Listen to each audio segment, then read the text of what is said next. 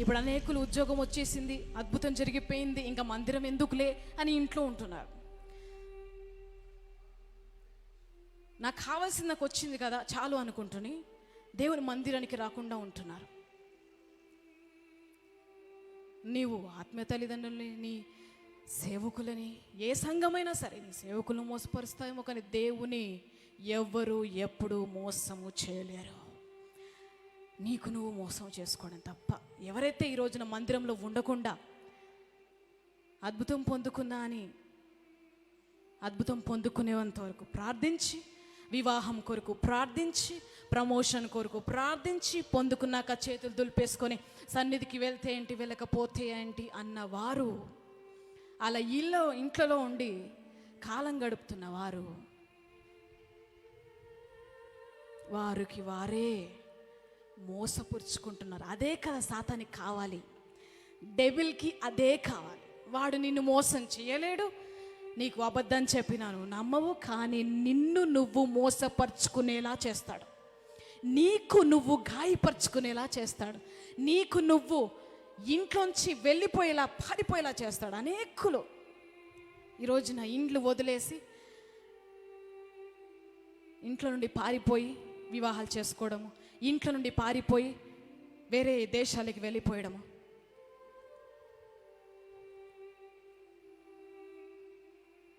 అటు తల్లిదండ్రులు అర్థం చేసుకోరు. కొంతమంది ఆ తల్లిదండ్రులు బాధ్యతగా ఉన్నా, ప్రేమగా ఉన్నా కూడా పిల్లలు అర్థం చేసుకోలేని పరిస్థితి. అప్పుడు మనకేంటి, దేవుని వాక్యం అవసరం. దేవుని వాక్యమే మనల్ని కాపాడుతుంది, దేవుని వాక్యమే మనల్ని బ్రతికిస్తుంది. హల్లెలూయా. కాబట్టి మాటలు దయచేసి ప్రతి ఒక్కరూ జ్ఞాపకం ఉంచుకోండి.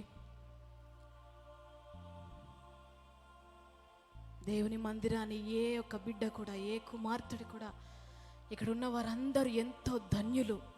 ఎవరైతే లేరో, రాకపోతున్నారో, ఎవరైతే మరి సన్నిధి నిర్లక్ష్యపరుస్తున్నారు ప్రభా, అది ఏ సంఘమైనా ప్రతి దైవజన్ని బాధ పెడుతున్నారు. ప్రతి దైవజన్ని బాధని, ఏడుపుని మూట కట్టుకొని ఏం సాధిస్తారు విశ్వాసులు? అద్భుతం పొందుకొని వెళ్ళిపోయి ఏమి సాధిస్తారు విశ్వాసులు? అన్యులు కావచ్చు, విశ్వాసులు కూడా అలా ఉన్నారు. అన్యులంటే తెలియదు, వారు అద్భుతం కోసమే వస్తారు. కొంతమంది దేవుణ్ణి తెలుసుకొని రక్షణ పొందుతారు. దేవుడు నడిపించేదే ఆయనలో స్థిరపరచబడాలని, ఆయనలో ఇంకా ఎదగాలని, ఆయనతో ఇంకా సంబంధంలో పెంచుకోవాలని, ఆయనతో ఇంకా రైట్ కనెక్షన్ కలిగి ఉండాలని ఆయన ఆశపడుతుంటే, అయ్యో నాకు ఉద్యోగం వచ్చింది చాలు, దైవజనులు ప్రార్థన చేశారు, అద్భుతము జరిగింది చాలు, ఇంకేం కావాలి నా జీవితానికి, ఇంకేం కావాలి, నేను అనుకున్న కుమార్తెని పెళ్లి చేసుకున్న చాలు, నేను కోరుకున్న అమ్మాయిని చేసుకున్న, కోరుకున్న అబ్బాయిని చేసుకున్న, ఇంకేం కావాలి నా జీవితానికి, ఇంకా దేవుడు ఎందుకు నాకు అని అనేక మంది దేవుని విడిచి వెళ్ళిపోతున్నారు. ఈ రోజున నా కళ్ళ ముందు చూస్తున్నాను. ఈ 10 years మినిస్ట్రీలో చూశాను. అనేకులు they walk out from the house of God.